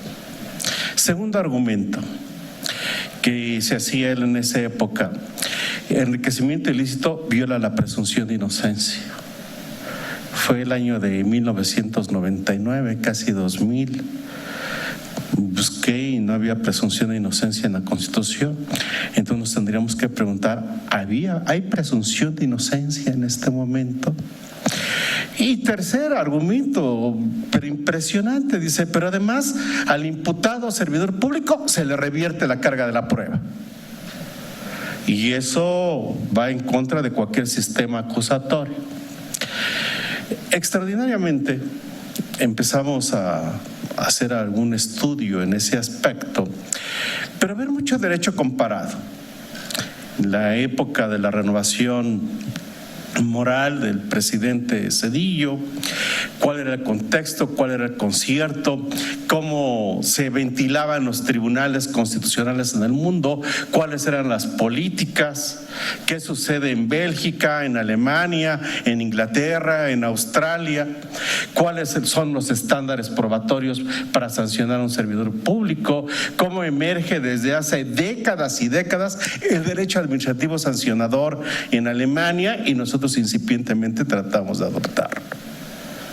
A veces los 8 a 10 mil metros que nos separan con Europa habría que contabilizarlo en épocas de investigación jurídica. Creo que serían muchas décadas. Después, por azares del destino, me correspondió conocer de un delito muy interesante, delincuencia organizada y operaciones de recursos de procedencia ilícita, acerca de unos gerentes de algunas instituciones de crédito, el asunto Casablanca, que les acusaban de haber desviado recursos y haberlos enviado al extranjero. El primer asunto de prueba ilícita que me toca estudiar. Después, más o menos de lo que recuerdo, voy a un tribunal unitario y me toca analizar el caso de un señor, también blanqueo de capitales, entre otros ilícitos, líder minero, ya no digo más porque pues ahora tiene fuero, ¿sí? 2 órdenes de aprehensión que libré en ese momento sobre un aspecto muy interesante, muy interesante. Tiempo después veo un asunto, delincuencia organizada, operaciones con recursos de procedencia ilícita, de una líder de los maestros de este país. Ahí resolví el fondo del asunto. No resolví cualquier cosa, resolví varias cosas, pero resolví el fondo del asunto. Y luego de un exgobernador de Veracruz. Y luego de un líder o de un alto funcionario de la Comisión Federal de Electricidad. En mi época de juez, del director general de la Policía Judicial Federal. Años más tarde, de otro alto funcionario de la Policía Judicial Federal, que fue militar, que prácticamente murió en la cárcel. Qué interesante, ¿no? Hay corrupción. Hace 15 años, cuando fuimos a Inglaterra con un grupo de amigos, dijimos, miren, el problema en México de los procesos penales acusatorios, mixtos, inquisitorios, el que quieran, pues es un problema formal. El problema en Latinoamérica, México y Latinoamérica, es la corrupción. Una corrupción acendrada, lastimosa, vergonzante. En broma siempre he dicho que estamos en segundo lugar en corrupción porque dimos una lana para que nos bajaran. Impunidad. Si hiciéramos una competencia mundial, sería interesante, ¿verdad? Pero algo más. Incultura en contra del derecho. Imagínense un médico estudiando medicina para matar a los pacientes. Un ingeniero estudiando ingeniería para que se le caigan los puentes. Así un abogado, ¿no? Tratando de encontrar algún argumento. Platicaba con Gonzalo, estuve la semana pasada en un conversatorio, en un congreso de jueces y magistrados del sistema acusatorio, y está la dialéctica, ¿no? ¿Tiene ya vigencia la reforma constitucional de delitos graves? 50% de los compañeros sí, 50% dijeron no. Hay delitos de corrupción, si quieren lo votamos y van a ver que va a estar igual. Esto es, ¿y la hermenéutica? El análisis científico, razonable, en lógica formal, de lo que constituye interpretar y argumentar en derecho. Pues creo que es un tema muy interesante. La Organización de los Estados Americanos me invitó a participar con jueces anticorrupción en toda Latinoamérica, Honduras, Salvador y muchos lados. Ahí hay jueces y magistrados anticorrupción, pero hay en todo el mundo, en Alemania, en Bélgica, en todos lados.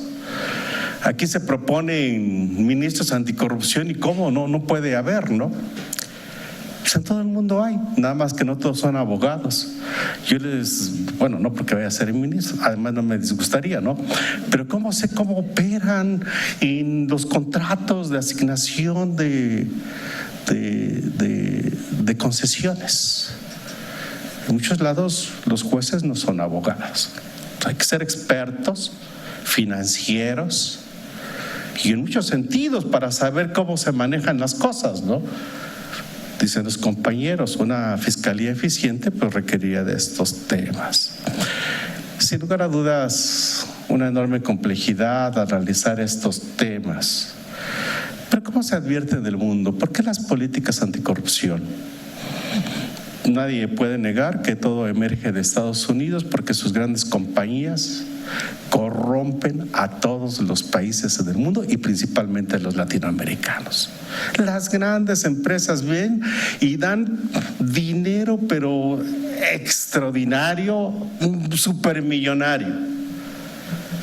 Una de ellas que ahora hablaba con ministros peruanos, digo, ¿cómo los admiro? 3 expresidentes en la cárcel, uno suicidado y 200 altos funcionarios en la cárcel. Sí, un pueblo peruano. Y no tienen grandes presupuestos, ¿verdad? Ni tienen grandes fiscalías. Yo creo que tienen compromiso. Tienen conciencia de las estructuras sociales, saben la propia utilidad del derecho. En este contexto, ¿de qué se quejan todos los pueblos latinoamericanos? Que no pueden recuperar un peso de los actos de corrupción de sus exfuncionarios, porque los países de paraísos fiscales les alegan todo: debido proceso, presunción de inocencia, defensa adecuada. ¿Y no? ¿Por qué? Pues porque se quedan con todo el dinero.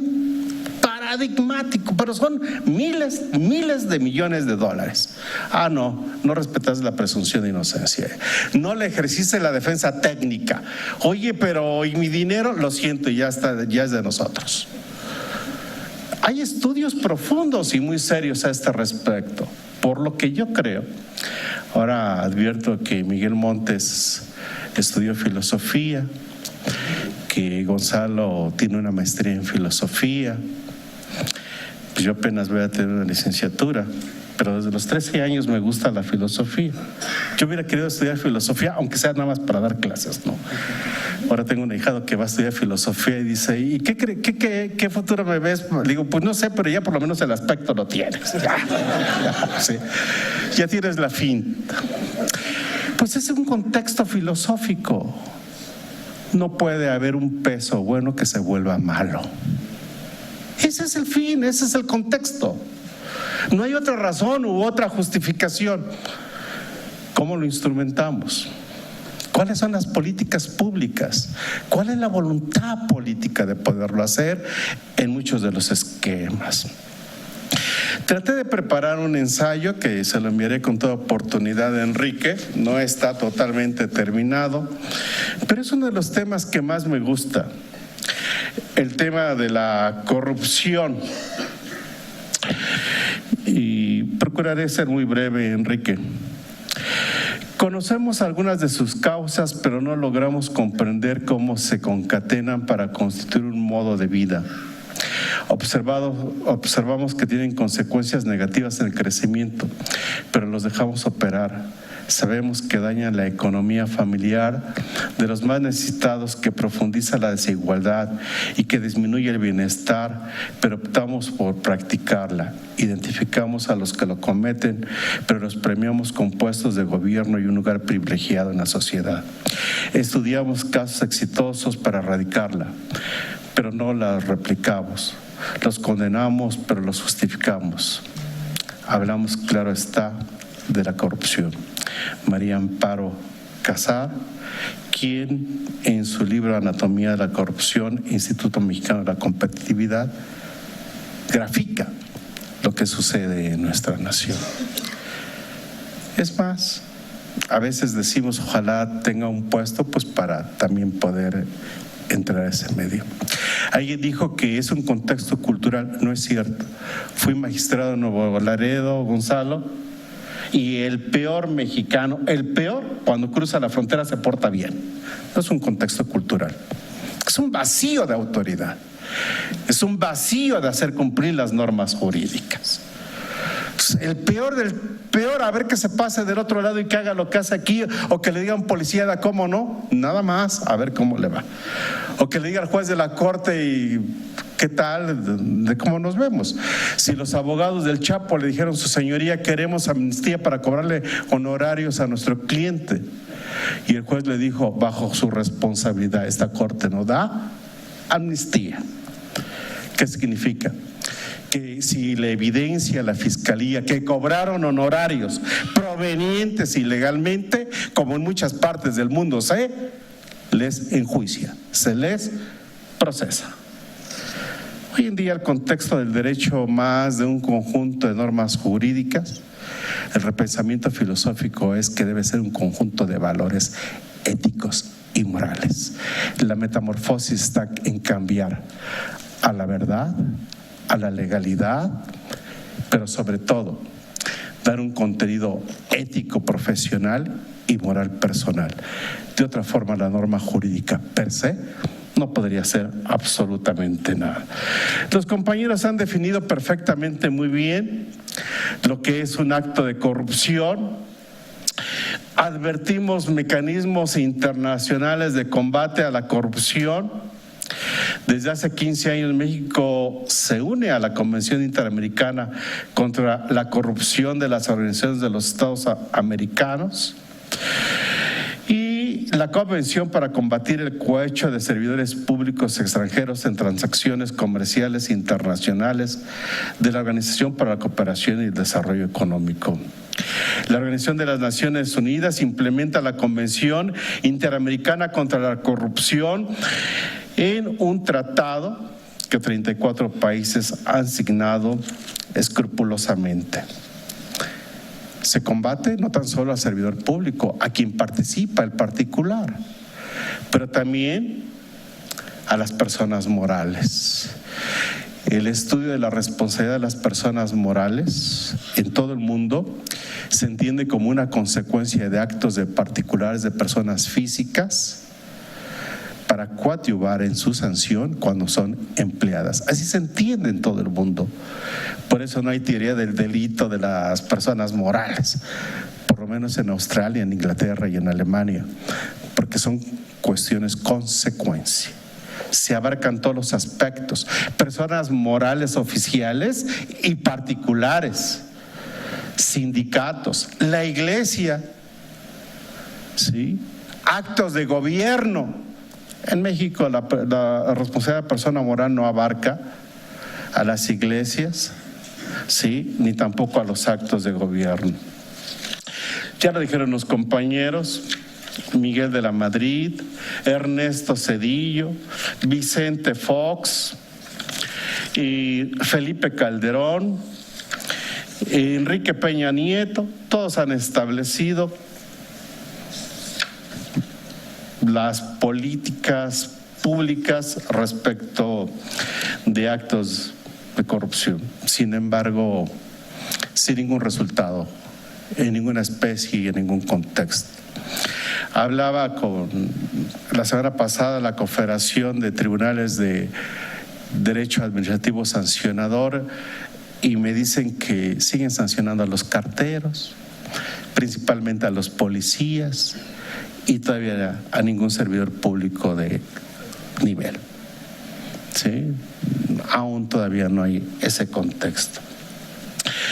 En nuestro Código Penal de la Federación existen reformas y se incluyen esos ilícitos. Ojo, ¿por qué no se incluyó a la delincuencia organizada dentro del capitulado de corrupción? ¿Por qué no al blanqueo de capitales? ¿Por qué no a la desaparición forzada de personas? Pues es incuestionable que en muchos de los aspectos están involucrados servidores públicos. Esa es una verdad absoluta en Latinoamérica. Por lo menos lo que yo he juzgado, siempre hay un servidor público policíaco, expolicíaco, involucrado en esas organizaciones. Tampoco se involucra algunos de los temas relevantes, pues yo quiero entender que la connotación es de una enorme diferencia. Las políticas públicas, delincuencia organizada, blanqueo de capitales, desaparición forzada, algunos delitos de migración, de trata de personas, que podrían estar involucrados algunos servidores públicos, no lo están. Prisión preventiva oficiosa, únicamente respecto de 2 delitos que están establecidos en el marco constitucional, y establecer estructuralmente si ya está en vigor o no está en vigor, porque quien nombró fue el fiscal, a la fiscal especial y no el Senado. A mí me encanta el artículo 17 constitucional, cuando nos dice: señores jueces, olvídense de la forma, ya vayan al fondo. ¿Sí? Ya no están resolviendo cuestiones procesales y formales. Atiendan un clamor de legitimidad nacional. Tengan confianza y credibilidad, resuelvan los fondos de los asuntos. Ese es un contexto muy interesante. Desde luego, tenemos ya nuestro listado, la dialéctica de si hay fiscal, no hay fiscal, que si la nombró el Senado o lo nombró el fiscal general. Ya incluso hay un amparo, ¿no?, que está pendiente de resolverse, pero por los mecanismos y la licitación de publicidad, si se dio una oportunidad a todos y si el mecanismo fue o no el correcto, son aquellos aspectos que tendría que señalarse.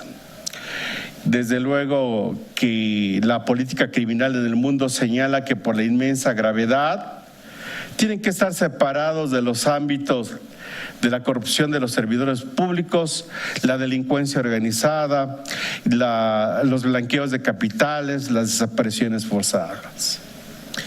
El tipo se llama de delitos por hechos de corrupción. ¿Por qué empecé a hacer la pregunta? Porque como juzgador, ya casi en unas cuantas semanas cumpliré 30 años, pues a veces el Ministerio Público ha presentado conclusiones acusatorias por el delito contra la vida previsto y sancionado en tal precepto, así le llaman. Por el delito contra la salud genérico previsto y sancionado en tal artículo. Y luego la defensa dijo: no está precisando el nombre concreto, específico, estructural con el que le debe dominar.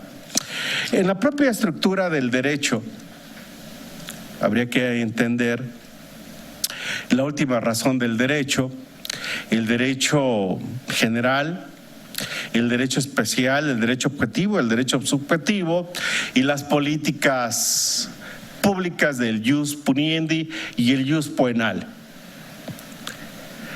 Por lo menos poder hacer ese tipo de reflexiones y análisis tienen un contexto estructural y muy importante. Por ejemplo, cuando se estableció los tipos penales de la Ley Federal de Remuneraciones, que se ha comentado, me pidieron a mí algunos compañeros hacer los conceptos de violación. Yo dije: pues está fácil.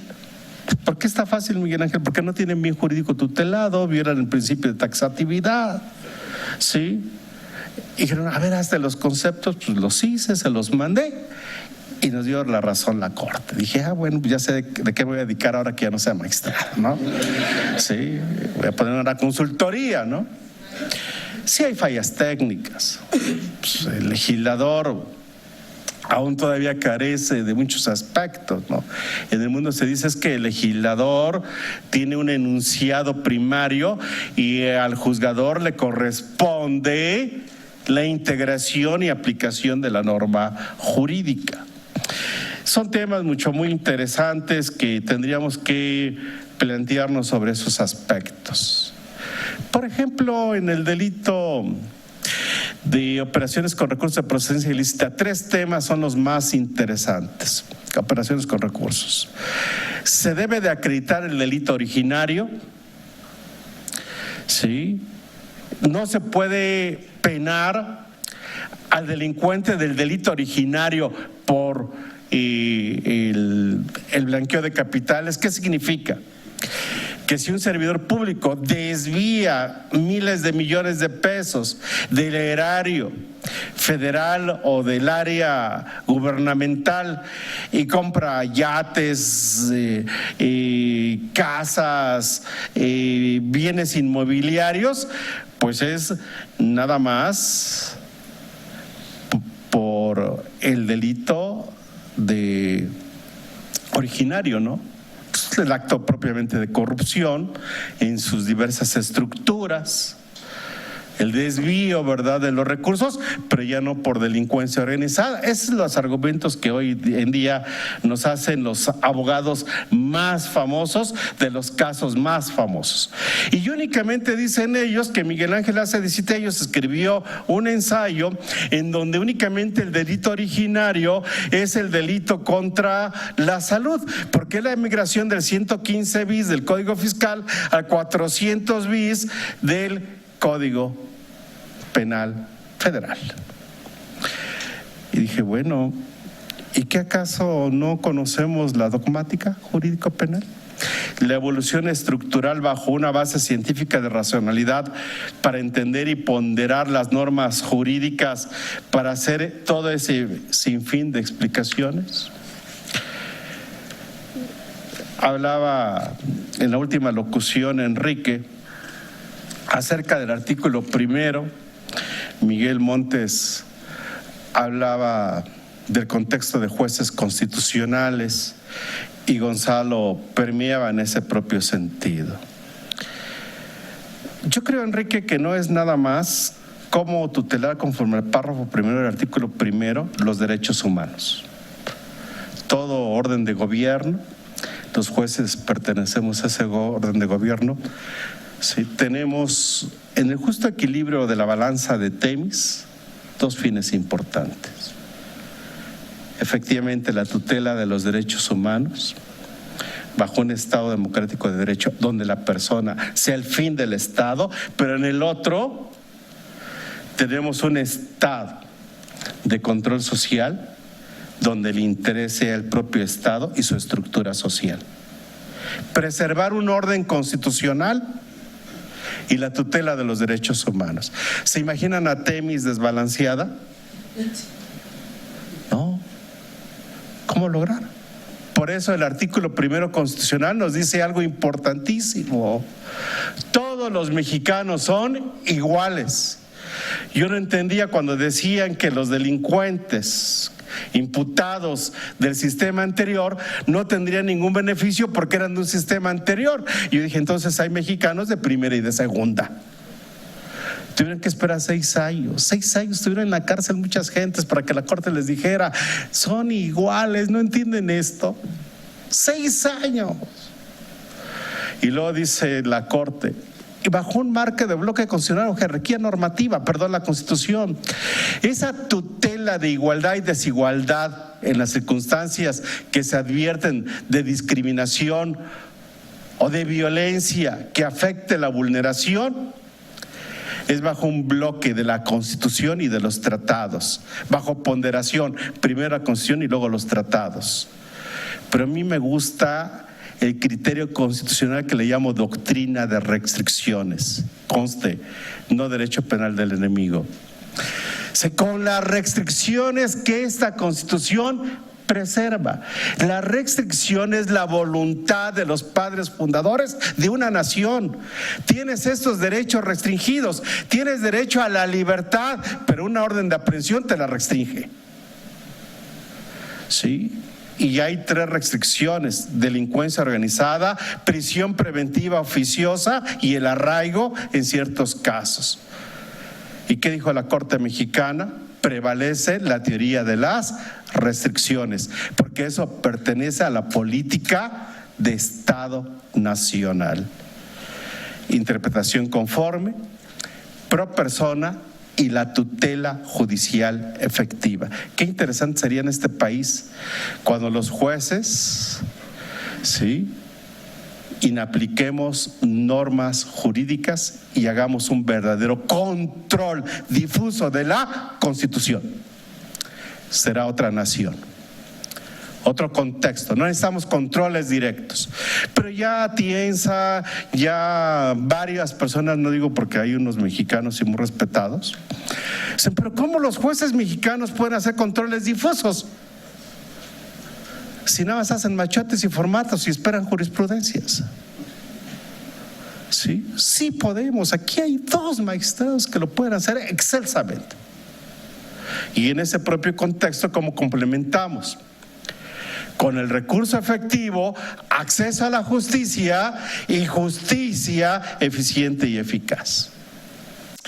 En mi contexto, la política entendida ideológicamente de la corrupción necesita un paradigma, más allá de lo formal, transformar verdaderamente el contexto, que es un cáncer sustancial en la vida pública mexicana.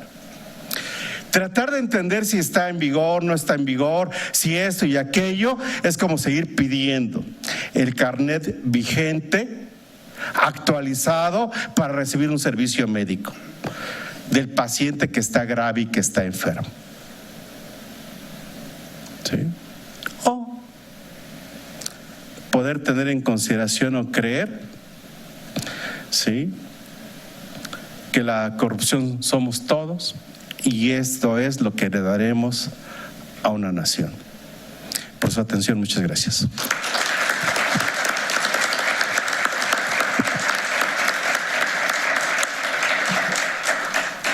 Yo creo que estamos de acuerdo, Miguel Ángel. No, yo solamente me refería a una obligación del artículo 1, y eso porque lo incluye en el 2011, pero ya desde antes teníamos el 133, que lo conocemos desde 1917, nada más que se nos olvidó. Desde la resolución del juez Marshall ya nos había dicho, hay que poner primero las normas supremas. ¿Y eso a qué me refiero? Estos constitucionalistas, dentro de los que te referías, pues piensan que en 2011 realmente incorporamos derechos humanos. No es cierto. Desde 1948 ya habíamos firmado y ratificado tratados internacionales que establecían como obligatoriedad el reconocimiento y además la aplicación de, por ejemplo, la presunción de inocencia. Pero todo eso se nos olvidó y empezamos a generar tipos penales que contravienen clara y abiertamente todo eso.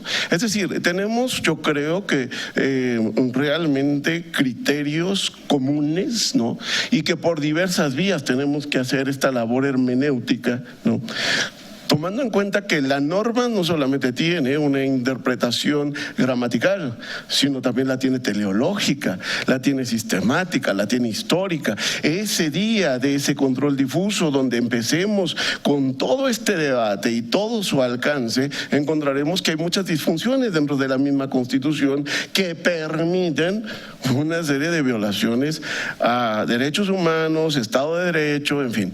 Es decir, tenemos una tarea larga por delante, ¿no? Y por eso esta vía de cuando menos ir poniendo en evidencia estas problemáticas que se están generando cada vez más por una reforma constitucional continua y que a veces es disfuncional. La línea de investigación que yo dirijo en ese instituto se llama Fronteras del Derecho Penal y tiene que ver justo con todo esto.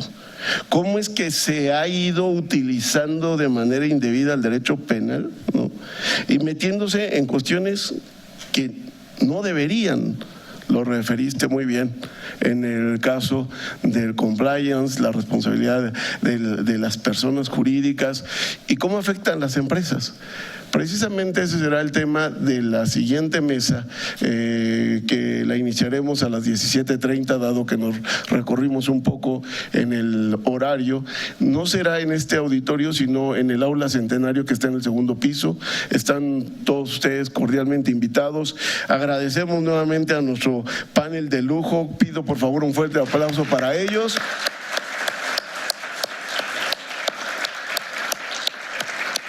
Y claro, un aplauso para ustedes que han soportado hasta esta hora.